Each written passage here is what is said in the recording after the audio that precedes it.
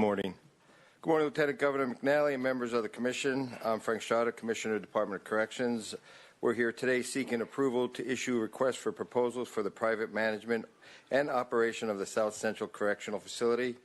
I want to thank the offices of the Attorney General, the State Architect, and the Comptroller for all the assistance they provided us. I also want to let you know we have the required legislative letters with no comments from those committees. Our current agreement with Core Civic expires June 30th, 2025, and this proposed contract term will be from July 1st, 2025 to June 30th, 2028. With that, I ask. Is there a motion? It's a proper motion, properly seconded. Discussion? Hear none. All in favor say aye. Aye. Opposed, nay. You adopt. Thank you, Commissioner.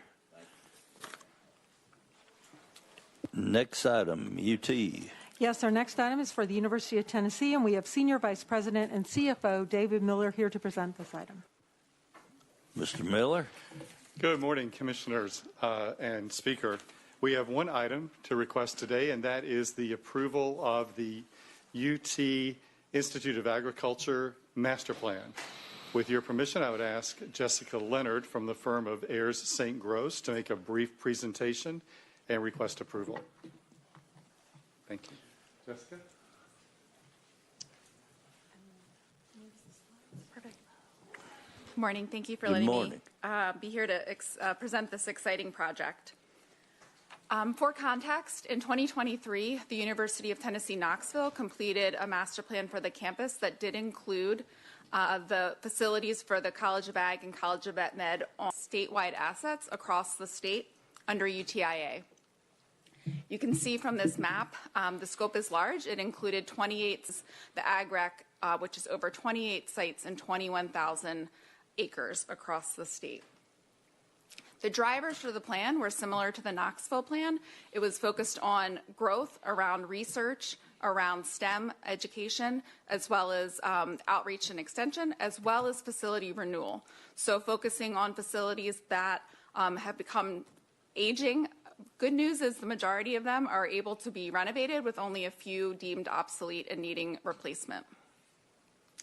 The overall needs were just about 180,000 square feet. And so when you think about that compared to one of the large universities, it's quite small, but that represents a number of projects.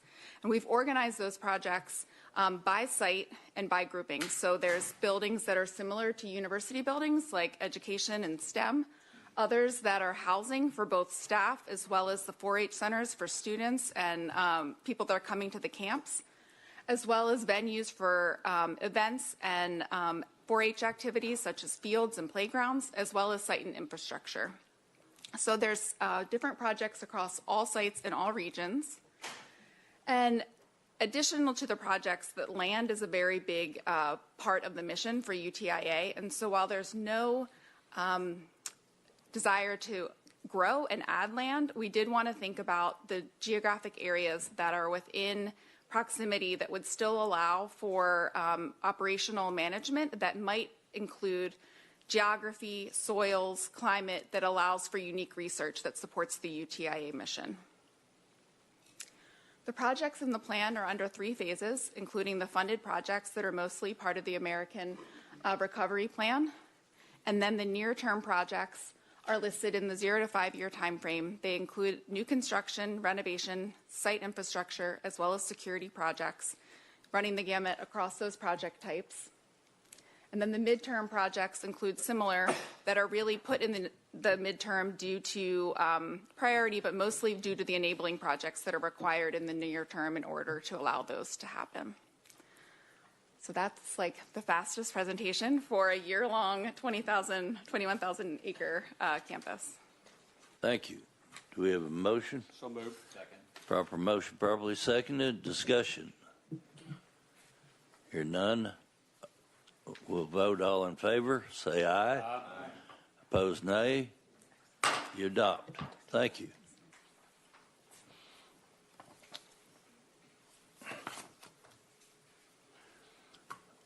And the next item, Middle Tennessee University. Certainly. The next item is for Middle Tennessee State University, and we have Vice President of Business and Finance, Alan Thomas, here to present this item. Good morning, members of the Commission. Good morning. MTSU's item today is for the university's aerospace campus project.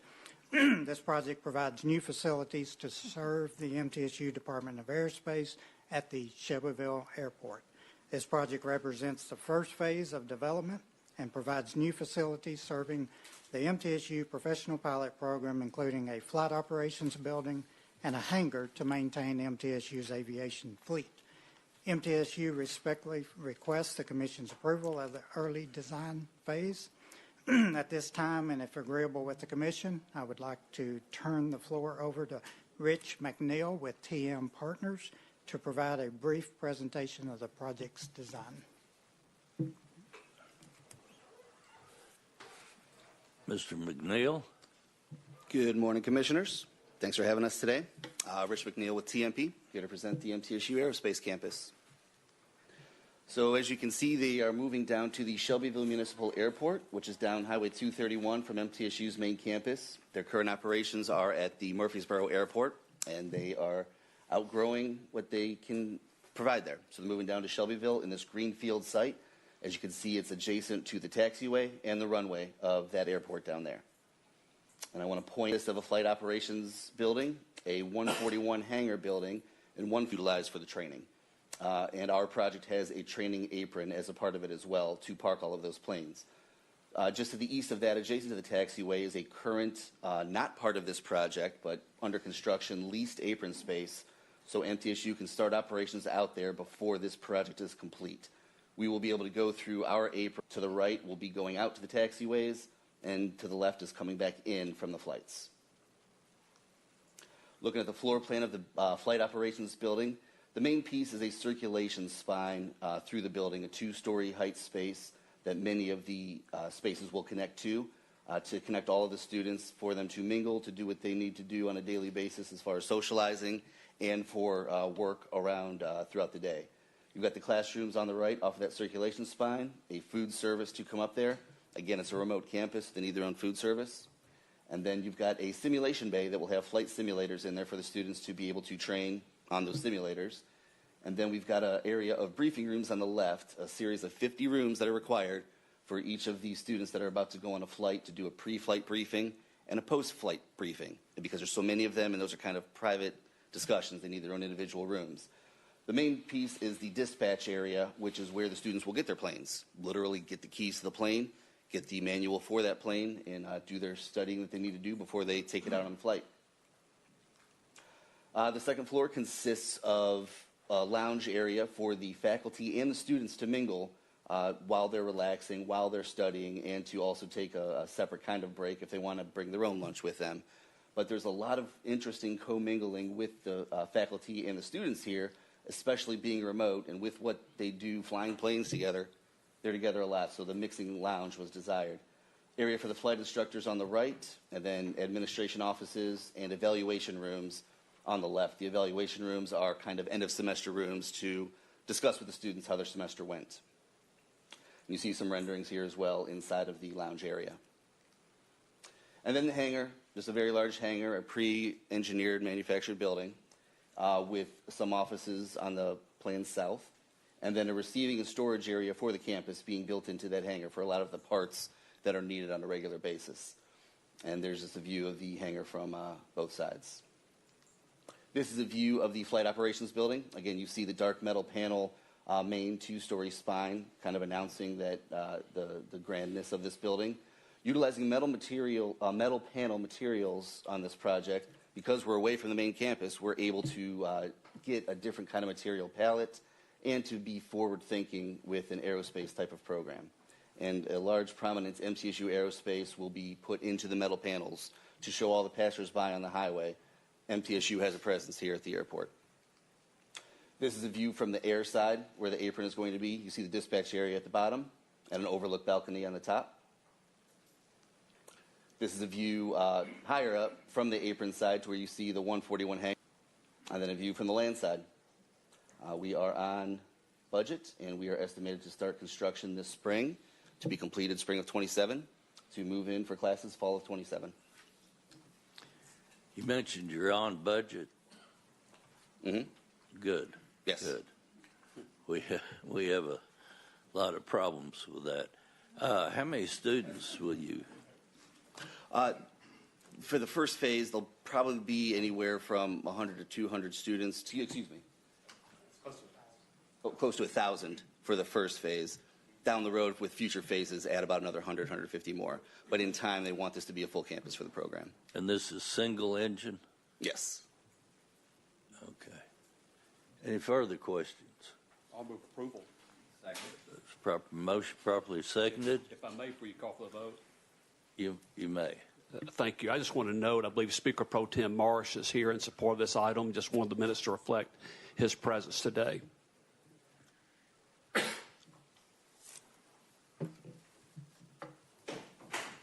Further discussion? Hear none. All in favor say aye. Opposed, nay. You adopt. Thank you. Thank you. Next item, Middle Next. Tennessee again. Yes, next we have a number of items for the Tennessee Board of Regents, and we have Executive Director Dick Tracy here to present these items. Good morning, Lieutenant Governor. Good members. morning. Our first item is for the approval of a project utilizing construction manager, general contractor, alternative delivery method, and proceeding with the process to select a designer for the new parking structure at Middle Tennessee State University. This was a project disclosed in their budget and will be funded with TSSBA school bonds. Move to approve. Proper motion properly seconded. Discussion? Hear none. All in favor say aye. Aye. Opposed, nay. You adopt. Thank you. Our next two items are for Tennessee State University. They're two early design phase reviews. I'd like to present both these items, let them do the presentation, and then act on. The first item is for the approval of revision and project budget and funding, and for the early design phase for the Agricultural, Food, and Animal Science Facility at Tennessee State University. Our second item is for the approval of the early design phase for the Agricultural Environmental Science Facility at Tennessee State University. Mr. Chairman, please recognize Mr. Bart Klein from Klein Sweeney Associates and Mr. Chip Jones from the Orcutt Winslow, who will be presenting both these projects jointly. Thank you.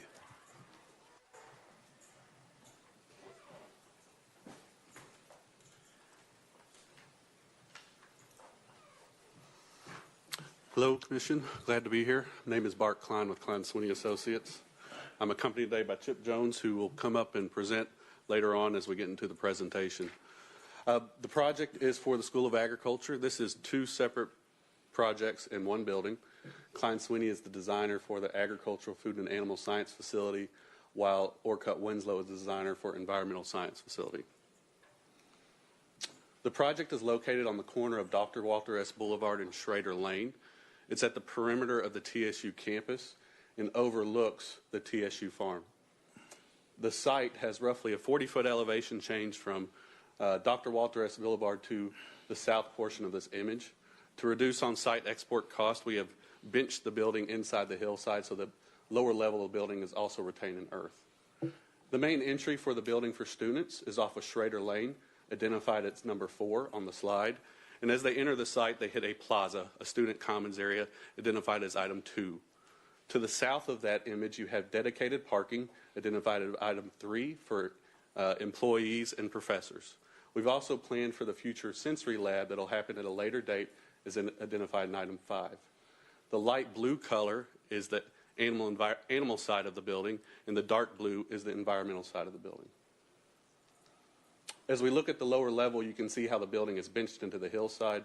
The way the building is organized as you go up each floor is everything on the left side is animal science, everything on the right side is environmental, and then there's shared common spaces that are shared amongst both programs that is centrally located. As we move to the main floor of the building, the first floor, as you enter off the side of the two arrows, one for students and other for employees and professors, you enter into a 2-story atrium space, which is the rendering on the bottom left-hand corner. This is the organizational means for horizontal and vertical circulation to get you to all the different major points of the building. In dark purple on the bottom of this image is the admin space for animal science, and on the left wing in blue is the research labs for animal science, and to the right is the research labs for environmental. Centrally located, the items in yellow are As we move to the second floor, same format. On the left, we have animal science. On the right, we have environmental. You enter into the two-story atrium space, and here we have admin functions for animal in the purple area south of the image. I'm going to turn it over to Chip to discuss the exteriors of the remaining presentation.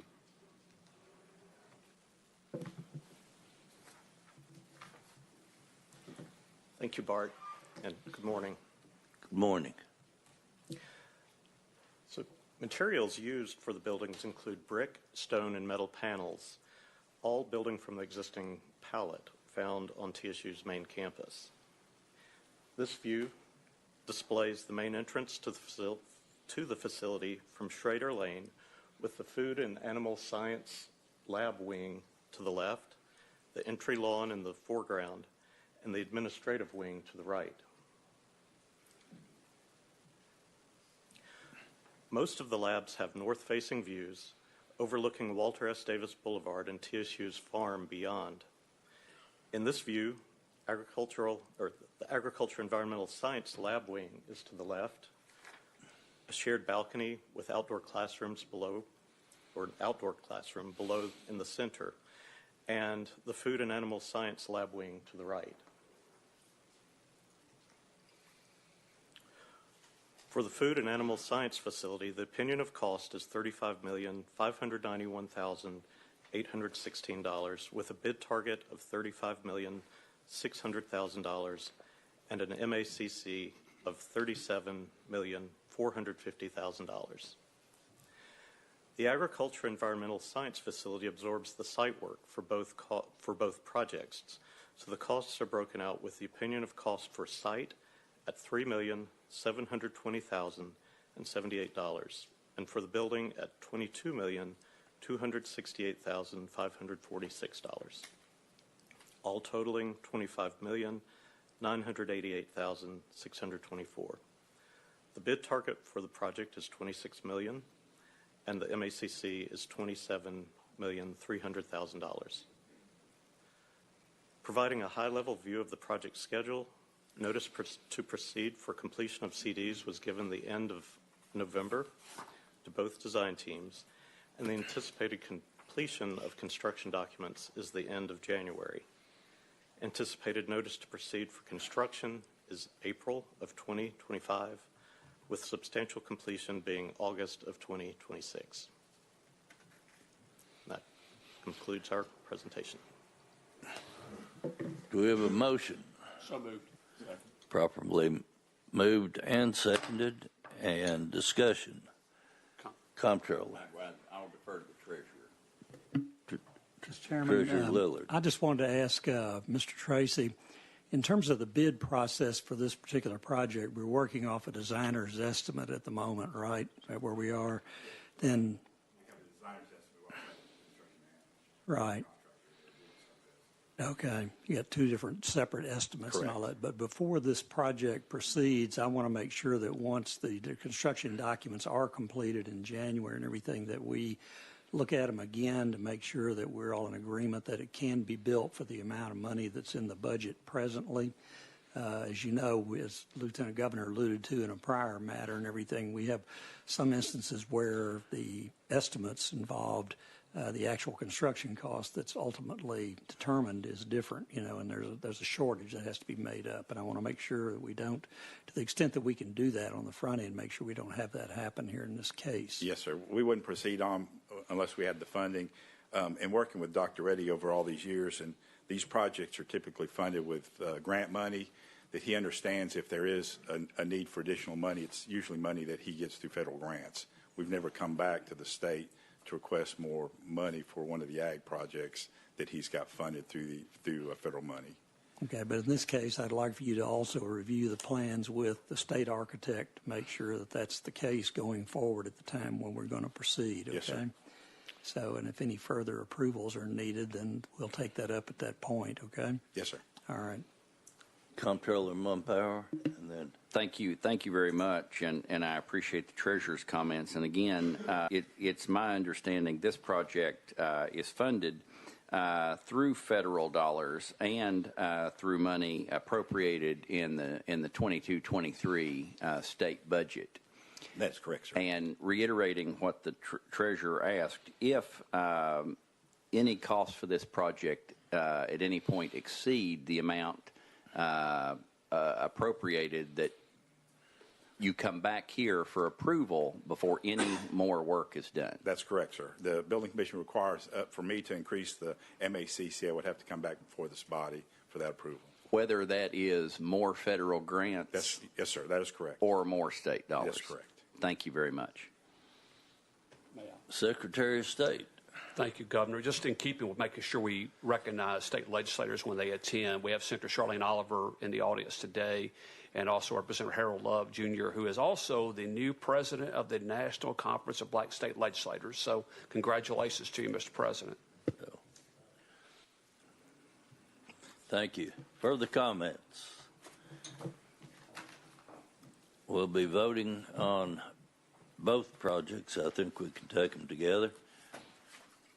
And that's with the understanding that you will come back if the money exceeds the amount in the project. Yes, sir. All in favor say aye. Aye. Opposed, nay. You adopt. Thank you. Next item, Ms. Ann.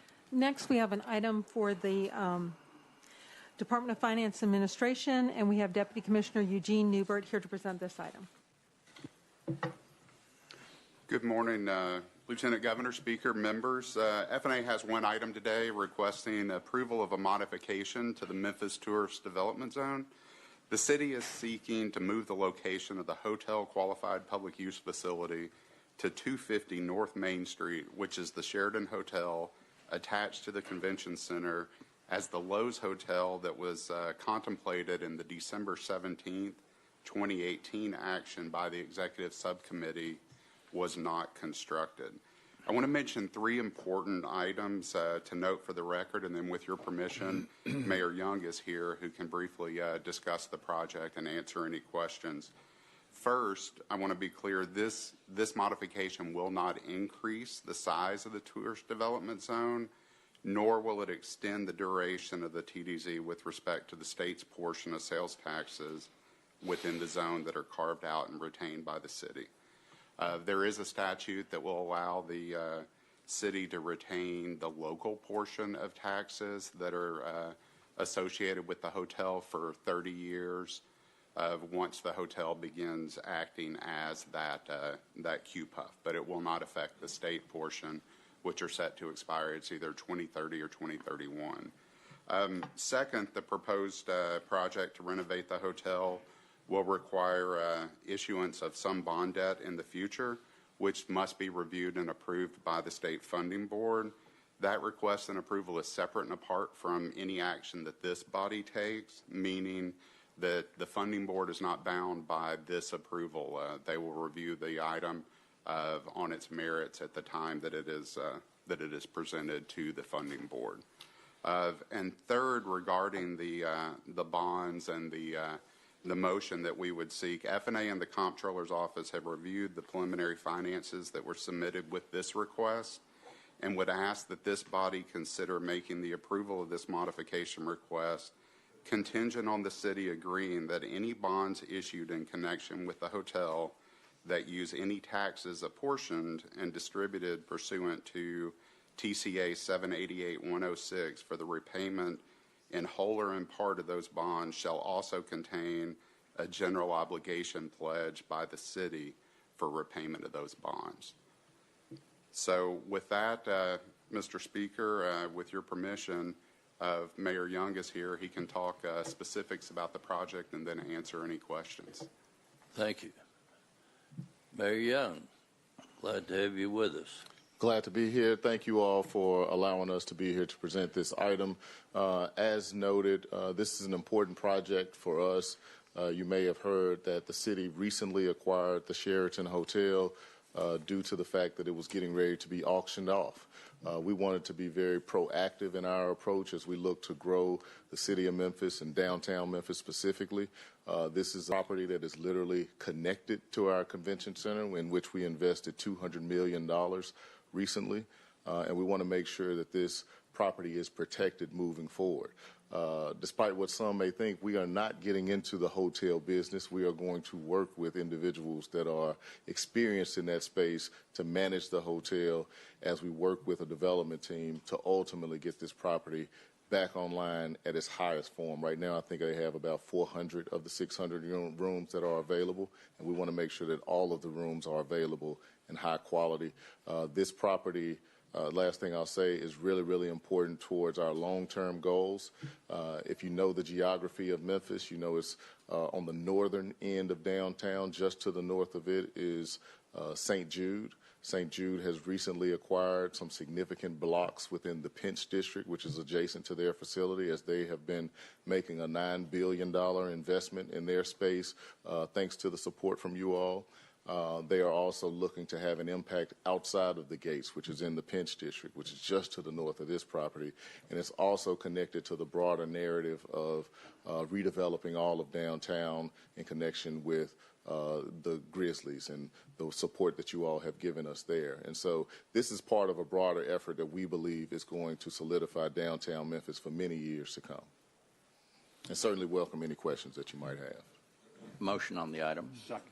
It's proper motion, properly seconded. Mr. Speaker. I might note that Leader Senator Ackberry is here and in support of the project and has vigorously giving thumbs up. Two thumbs. Yes. Could I don't know if I'm on, Commissioner. I was, okay. I just want to clarify the motion, make sure the motion was the motion that was suggested by Deputy Commissioner Newbert, and that is the motion that we are voting on, correct? That is. Correct, thank you. Further discussion? See none. All in favor say aye. Aye. Opposed, nay. You adopt. Thank you, Mayor. Next items. Next, I'd like to request approval of the minutes of the State Building Commission meeting, which was held on November 14, 2024. Is there a motion? So moved. Second. Properly moved and seconded. Discussion. Hear none. No corrections or additions. All in favor say aye. Aye. Opposed, nay. You adopt. Next, I'd like to request approval of modifications to the SBC bylaws, policies, and procedures. These include revisions to Section 204, 2.04.E, 5.01.A. Those are the revised sections. Do we have a motion? So moved. Proper motion, properly seconded. Discussion. Hear none. All in favor say aye. Aye. Opposed, nay. You approve. Next item is, I believe, The report items. I'd like to report items approved by the Office of the State Architect in accordance with the SBC bylaws, policies, and procedures. These include 4 change orders, 4 capital projects with total project costs of between $100,000 and $1 million, 2 approvals of a construction manager general contractor, and 1 acquisition of land. I'd also like to report 5 designer additional services requests as submitted by Stream, and the quarterly report of the advisory board for the Metro Nashville District Energy System. These are the report items. Next, I'd like to present President Dwayne Tucker with Tennessee State University to give a financial condition update for the Tennessee State University. Mr. Tucker, glad to have you with us. Well, it's good to be here. Can you hear me okay? Yeah. You're on. First of all, let me just say thanks for the movement of those 2 facilities, the buildings on campus. What TSU needs really right now is some positive news. So I also want to say I appreciate the support the state has provided, Tennessee State. End of November, we will probably be out of cash. So that has been very helpful to the university. This is very positive news. By way of introduction, I'm a Nashville native, grew up here, went to public schools, graduated from Tennessee State 1980, which makes me pretty old. But I appreciate the opportunity to serve as the interim president for TSU, and I'm looking forward to moving forward. I think the first area of focus has to be addressing some of the most recent changes because, as you noticed, the group here today is probably different than the group that was here last month. What I want to do is provide some stability to the university in terms of resources, and that's the only way we're going to be able to move forward. And I think the bigger issue that needs to be done is because prior leadership to some degree has created this narrative about funding that could potentially come from the state. And I think it's safe, and either one of you can correct me, but I don't think there's a accounts payable at the Tennessee State for $2.1 billion. So a lot of our constituents and supporters, we got to get a better understanding of how we got to where we are, but more importantly, what's really required the university to focus on so that we can put together a credible plan and come back to you and seek some additional assistance for Tennessee State. I'm not ready to do that today because one thing I've learned in my 40 years of experience is your own credibility. And when I come to you with a recommendation, it should combine what we think are reasonable goals for us in terms of financial support, at least with the holidays, at least another month to put together a plan that I think would be comprehensive enough in terms of cash requirements with some degree of contribution that the university can make towards solving some of our cost issues that we have. And I'm looking forward to doing that. And it's a good opportunity to introduce myself to many of you. But I'll be glad to take any questions that you may have. Thank you. Discussion.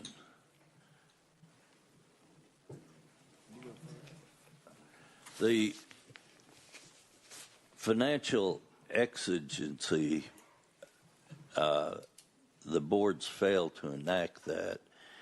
And even though it's not a good tool to have in your hands as you go forward?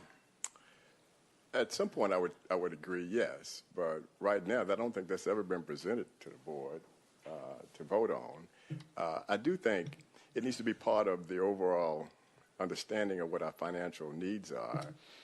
I think right now, in terms of a cash flow perspective, we're at least good through April of next year. But I think the comprehensive plan I'm talking about, everything should be on the table, including that.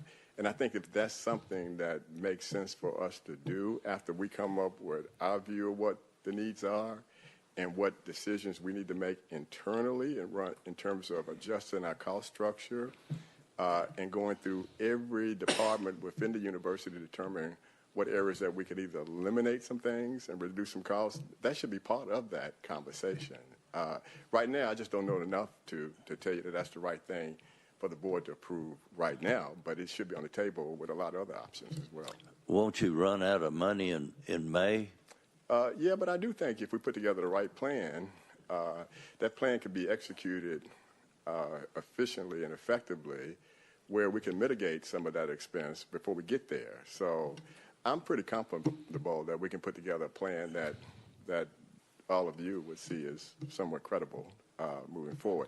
I just don't want to make a commitment around that right now without challenging ourselves to come up with other options to reduce some of our costs. You don't feel you could enact a plan without the exigency, do you? I don't want to rule that out. That's the only point I'm trying to communicate on that one is that should be on the table. Whether or not we do that now or at the beginning of end of January, I need to work through and ensure that what I would call all of the opportunities have been evaluated to adjust our cost structure without pulling the trigger on that. And if we have to pull the trigger on that, that's something we should talk about. I'm just not willing to put it on the table right now. But if you do enact it, you might not have to use it. Is that correct? I'm not sure. I haven't talked to the lawyers about that, but so I don't have an answer for you on that one. My understanding is that you can enact it and still not use it, just have it available. You know, I would like to know that option. My challenge right now is, as I indicated, and I'm not trying to make an excuse about anything, because at the end of the day, we all got to be accountable from the state and from Tennessee State University. But given the change in the general counsel's role, given the change in the CFO who announced his resignation, and I walked right in to understanding that, along with some other changes. We have to, I think it's incumbent on us to really look deep across the organization and then figure out how we adjust the university to meet the current projections around enrollment. There's a lot of opportunity at TSU to become more efficient. But in order to move that ahead with a sense of urgency is that I just need to spend a few weeks after the holidays getting in front of everybody talking about the real financial requirements for the university and what the university has to contribute to that.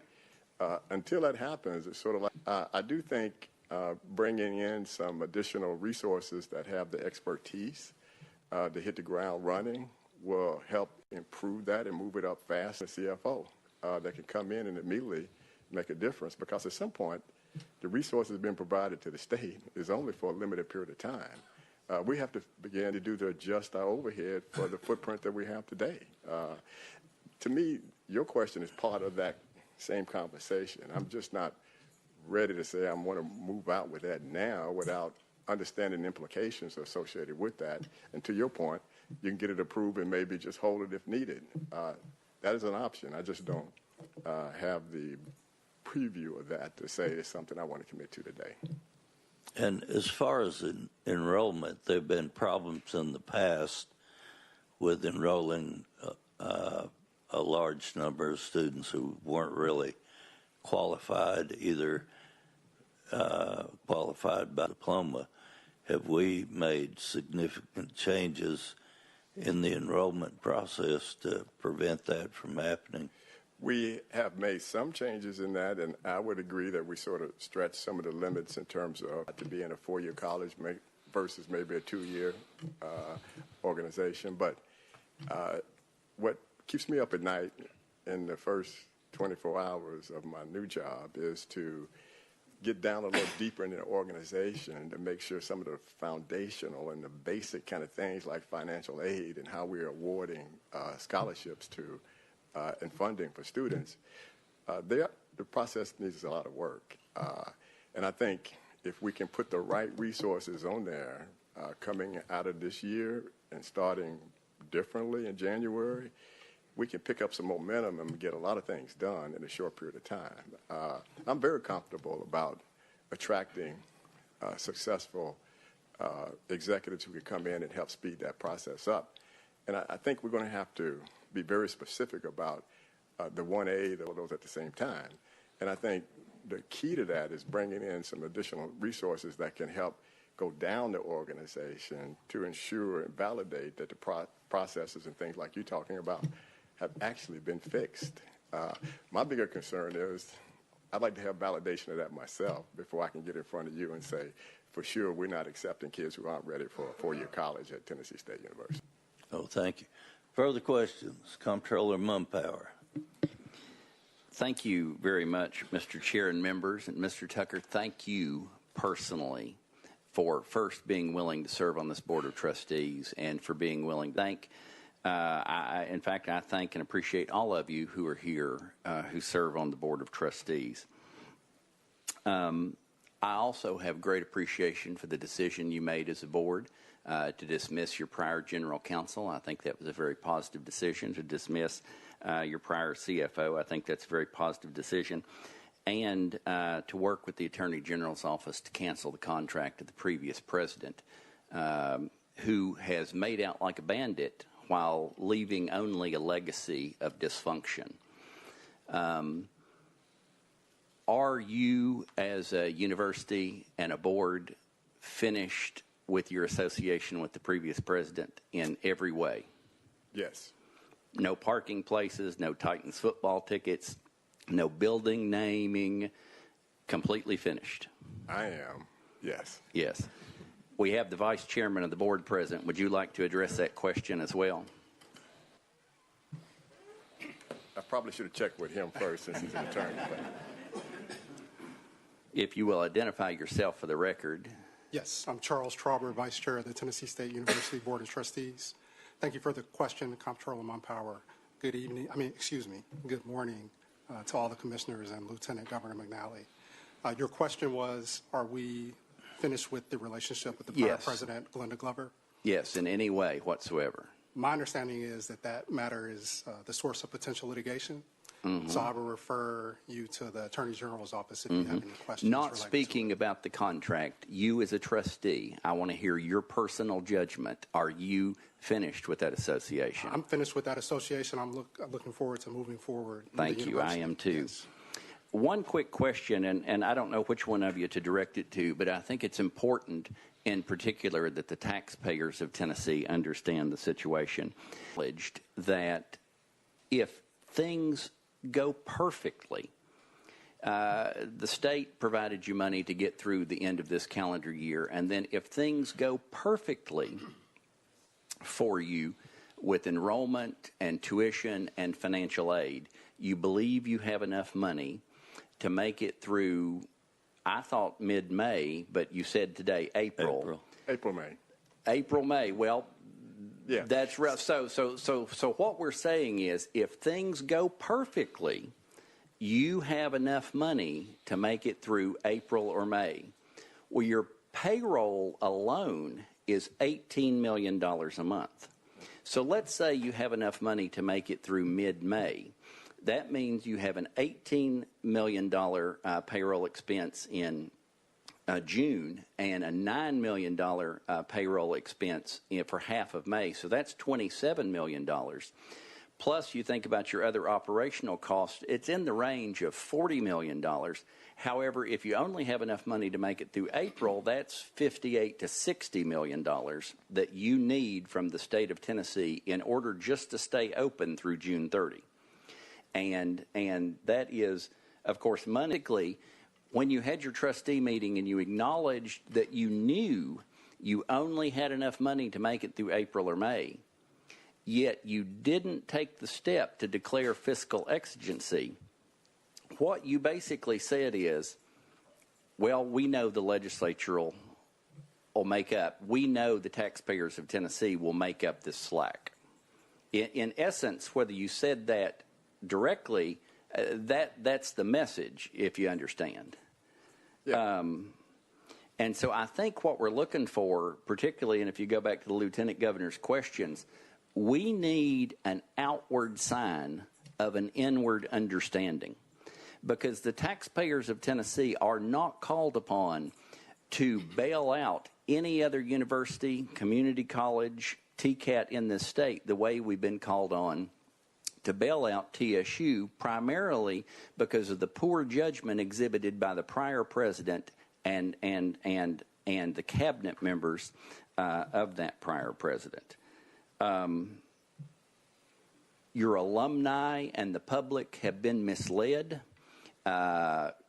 greatly by the previous president. And to understand, I mean, this is a question of whether Tennessee State University will even be able to continue to be open.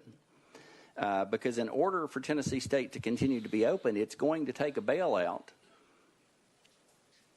And we just haven't seen the sign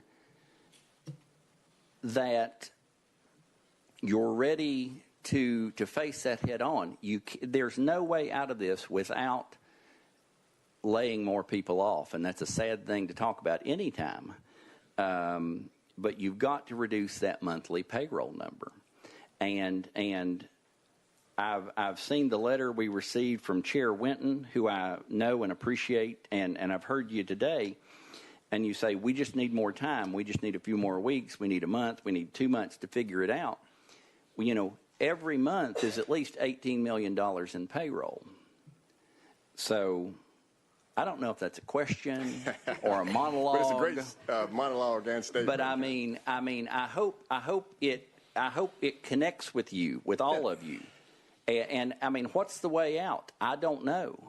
Yeah. We haven't yet talked about Avon Williams. We haven't yet talked about the airport property. So I'll come back to that, Mr. Chair, after giving an opportunity here. You want me to respond to the monologue? Or you sure. Okay. Yes. That would be good. I'm going to go back to my point that I tried to explain earlier. I don't disagree with the math that you just said. In my experience, I've turned around, 500 billion-dollar companies kind of thing. So I understand the math and the steps that you have to take in ownership. Heck, I live in Tennessee, too. I'm a taxpayer. And if you go back to Lee Public Schools, which is my other day job I volunteered for some time ago, my mantra was that we had to be good stewards of the taxpayer funding because it's their treasure. So with that, I think it's incumbent and to be able to, I just don't want to stand up and say I have confidence on anything. We're currently working a 3-year model with some very conservative kind of estimates around enrollment and making some changes and potentially around costs and payroll and those things. I'd rather come to you with the full piece of pie kind of thing and then say, okay, how does that work for you kind of thing? And in that everything should be on the table around that conversation. And some of that resides with us making some hard decisions in terms of taking out costs and other ways to monetize facilities now. To me, all of that has to be on the table for discussion. And that can be part of the conversation that we have. All I'm asking is that, hey, I can't speak for everybody else in the past. I can just speak for me going forward. And that is, I think I'm going to be one of the few working through Christmas and New Year's, but working with our resources. And I think we're about 3 to 4 weeks away from finalizing that model. And that's counting the time off for the holidays in there too, right? And then come back with a more comprehensive plan. And I think that would be fair. Then you can tell me how you really feel about that. Well, that will be addressing the things that you just discussed in the very well done summary. I don't disagree with him.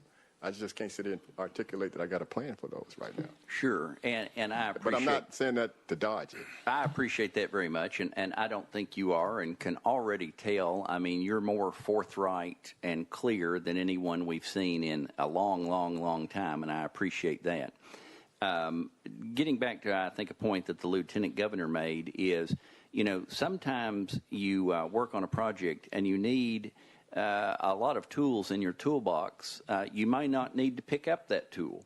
But in my mind, fiscal exigence is you've got to reduce your payroll numbers, and that includes laying off faculty, eliminating low-performing programs. And again, this legislature and the Tennessee public need that outward sign of an inward understanding. And so I would encourage you all to look at that very soon. Yeah, and that plan will include that conversation so that the taxpayers could feel comfortable about, if you want to call it the ask kind of thing, associated with what we really think that we need. Because I don't think you guys want us coming up here every 3 or 4 months asking for some additional funds. That doesn't work either. So at the same time, the way I look at it is that if you look at Tennessee State University, if you just cover the cash flow piece that you're talking about to some degree, you still got to modernize the dormitories and others, because most students will say, well, I still don't want to come to a 40-year-old campus kind of thing. So it has to be a combination of both of those things. And I think TSU has to invest into the right technology. And one of the things hopefully I can bring to this, time will tell, is some consistency in terms of what we say we're going to do, we actually do. And with that, I think there's a balance around the economics of that. If you take what the current interim president was making before I stepped in, added to just the CFO, annually it's probably about $700,000. What I'm trying to do is go find me a few executives that I've worked with in the past who have the skill set. One of them could be the former CI of Deloitte in terms of the chief technology officer. That's what we need to have to come into the organization. And I think my credibility, knock on wood, is still out there, and there are going to be people who want to come and work alongside with myself and do it at a discount, just like me. If you're not aware, I'm not taking any salary while I'm in this role. No, thank you. Thank you for that. Because that helps. It's a little bit away from your $18 million. Sure. But it's $17 million and some change. Sure. What you said about the state of the central campus, the home campus, is a perfect segue for my questions about the Avon Williams campus and about the 25 acres out at the John Tune Airport. At the airport, there's an active offer for more than $9 million for a 25-acre piece of property that's never been utilized other than to store junk vehicles or junk property. I hope that you're pursuing that. In addition, there are, I think, multiple people interested in purchase or long-term lease of all or part of the Avon Williams campus. As I said last month, it doesn't make sense when your main campus is in such poor shape to own these surplus properties that are also taking upkeep and maintenance. You've got to reorient and refocus and retool for this main campus to serve the student population that you have. Any thoughts on that other than what you may have already said? I don't disagree. I do think, to me, I go back to finishing up what that model is that we want to present to you in terms of, I'm going to go with 3 years, all right? In terms of here's the enrollment projections through that presentation.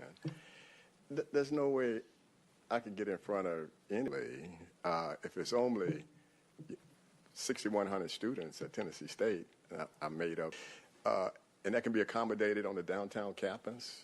Sure, that should be part of the conversation, because if you don't have enough students to occupy both buildings, then that's something that we can potentially consider at the right price and the right partnership to help offset some of that cost associated. And more importantly, I would think for the taxpayer, that would be in the best interest of the taxpayer to ensure that we are making those difficult conversations. I just don't know enough yet about if we're at the tip of the iceberg. Is actually bigger below the waterline, because when I come to you, I'm going to come to you with my credibility and say, here's my recommendation. And I think if we do that in the right way, you'll see the trade-offs along the way, and the fact that we would be accountable for making some tough decisions, because we're going to have to do that to be sustainable over time anyway. So I just don't want to litigate that right now. If the commissioners were not asking for April, not asking to get back to you in March, but sometime very soon to talk very specific about the things that we believe are in the best interest of Tennessee State. Would you have that available in January? I got to talk to the consultant. One thing that's challenging about TSU is that we got a whole lot of consultants. So I need time we got some great ones that's helping us on the financial controls and things of that nature. So I don't want to confirm. When is the next time you're going to meet? Next month.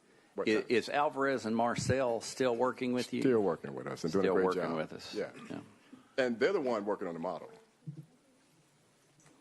When's our next meeting at? Our next meeting is January 9th, which might be a little quick for quite the early. amount of time he was talking about. And our February meeting. What about February meeting? February 13th. I'll be ready. You'll be ready. Okay. Yes. And Mr. Chair, over the past couple months, and me and our teams, and I would very much like you to continue to do that, if you will. That'd be good. Thank you. Absolutely. Speaker Sexton. Thank you, Lieutenant Governor. Real quick, there was a newspaper or article, I don't know if it was in the TV or, station or the newspaper, but there was a comment made by a member of the General Assembly that said the $2.1 billion was federal auditors and state auditors agreed with them. And the state auditors part was not the accurate part of that statement in that news story. Actually, the state auditors determined it was about $554 million, $2.1 billion. So there's discrepancies there amongst the two bodies. And then which led to the question that we had to the state budget office, because we wanted to go back and look at the historical perspective of funding for TSU through previous administrations. And so when you look at Governor Haslam and Governor Lee in 14 years, because Governor Lee's not finished with his second term yet, so we got 2 more years left. But it appears that Governor Haslam and Governor Lee have appropriated more state dollars than the previous 4 governors over a 32-year period, to the tune of over $1 billion of what state funding has increased. Governor Lee has actually increased TSU funding, operational funding, in the 6 years by over $10 million. He's actually put together capital funding to the tune of $321 million. And his administration has actually will probably double what Governor Haslam did in his 8 years compared to Governor Haslam's 8 years. And so I think as the media is here and as they're writing this story, a lot of times there's conversations and it's led to believe that the Republican majority has not done its job in funding TSU. And I think you go back and you look over the records, in the last 14 years, there has been great emphasis due to the leadership of Representative Love and others who have come to Governor Haslam and Governor Lee and put different things on the table that we have funded. And we have put money forth, just like the $40 million to help plug the gap, which we may have to come back in, I think, to Comptroller Mumpower's question, potentially, and look at maybe adding more money, which then kind of goes into it. The amount of money, people can say sufficient or not sufficient, but over the last 14 years compared to 32, I think that's worthy of a news story of how much money has gone to TSU. Now, I will say, as you go forward, you have a tall task.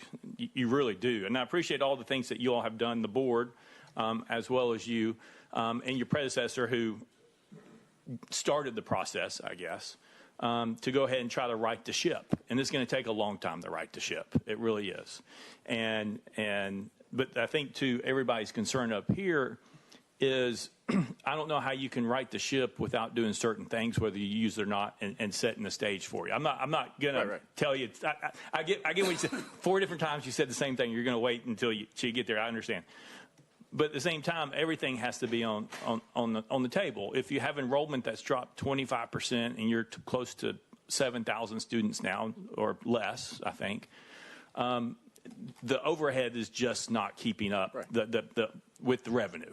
Right. And so, but I just wanted to make the point today that when we look at funding, that Governor Lee has done a tremendous job of supporting TSU, done a tremendous job of trying to work with the board and put people on the board that he thinks were quality to do the job. And so I appreciate your willingness to come today to address us. I appreciate your willingness to be here to address us. But I didn't want the record to go unreflected of what the last 14 years have been compared to the last 32 years. Thank you. Thank you, Speaker. Further discussion. Commissioner. Thank you, Mr. Chairman. I just want to say one thing real quickly. There's a lot of points that have been made here, and I think they're valid points and good points. I want to thank you for taking this role on. As I understand it, this is, although you've been on the board, this is your first day as president, and so we hope that days from here on out will get easier than they are today. But I want to thank you for your service, and I also want to join the comptroller in thanking you for your communication style. You come across as someone who speaks directly, and I think that's what we need and what we're looking for. I do look forward to meeting with you. I see some folks on your team here that we've been meeting with, and look forward to meeting with you going forward as we figure out what the financial future for TSU looks like. We believe that TSU can be a preeminent HBCU and university in the state, and we're looking forward to working with you to get it there. And thank you for the posture that you bring, and I'm looking forward to working with you. I can only be me, so. But no, I appreciate those comments, and I look forward to engaging with everybody up on the bench there to discuss how we can make TSU sustainable as a university going forward. And I think from a distance, you can say it is daunting in terms of everything that needs to get fixed. I look at it as an opportunity to do some things differently. So to me, we will come back with a financial model and some recommendations in order to achieve stability and work with the state on that. But at the same time, we have to ensure that the university, as we move forward, understands the tough decisions that we have to make so we can be viable going forward. And I think in order to get there, I got to show up all of the, what I call stakeholders. I'm not asking anybody to agree to everything I say, but we can't go around with a divided community that half of them believes that we shouldn't be doing anything other than waiting on a bailout to, okay, we need to get busy doing some things differently. In my view, that means that we have to be more direct around communications, and we should continue to reinforce those needs to all of those stakeholders, just like you made the point about what the governor has done. All my meetings I'm going to have with staff and others and alumni, we're going to start off with the financials and where we are, and then what's required to move us to the next phase. If we don't do that, and then also share with some of the progress, if we just sit there and look at the news circle, everything's falling apart. So part of it is lifting the engagement of everybody in the community that want to support TSU. And that's what I'm going to be doing over the next few weeks to get that out there. Now, I'm not asking for 100% of people to believe everything I say, but it's got to get closer to 80%, or we're going to be fighting within ourselves, and we're never going to get to where we really creates a whole lot of drama that distracts away from doing the actual work itself that needs to be done. So I'm all about the work that needs to be done. All right? Further questions? I see none. I think you're aware of both the stance of the legislature as well as this board in the need to enact financial exigency, and we'll see you in February. Thank you. Thank you. Further business. We have no further business for the commission. Move we adjourn. Proper motion, properly second. All in favor, say aye. Opposed, nay. You adopt. Thank you. So we're just going to make sure that the tape starts and this one ends and the next one begins before we start the EFC meeting. I'll let you know when we're ready for that. Thank you.